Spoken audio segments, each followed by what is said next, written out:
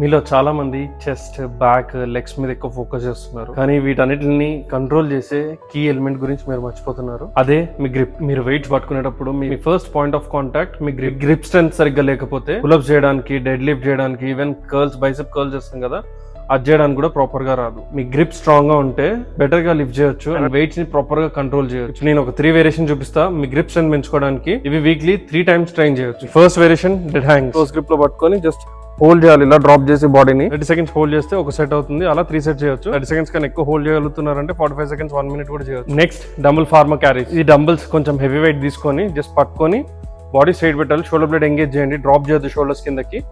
పట్టుకొని just walk అంతే. Body ఎక్కువ స్వింగ్ చేయకుండా వాక్ చేయాలి. దీనివల్ల గ్రిప్ స్ట్రెంత్ పెరుగుతుంది అండ్ స్వింగ్ చేయకుండా స్లోగా వాక్ చేసినప్పుడు మీ కోర్ స్ట్రెంత్ కూడా పెరుగుతుంది. ఒక 3 rounds 3 sets లాగా చేయండి. Next plate pinch holds. Plate ని పట్టుకున్నప్పుడు మీరు ఫింగర్స్ తో ఇలా హోల్డ్ చేయకుండా జస్ట్ స్ట్రైట్ గా పెట్టి ఫింగర్స్ ని హోల్డ్ చేయండి. మీకు ఈ ఫోర్ ఆర్మ్ మొత్తం కంప్లీట్ రియాక్ట్ అవుతుంది.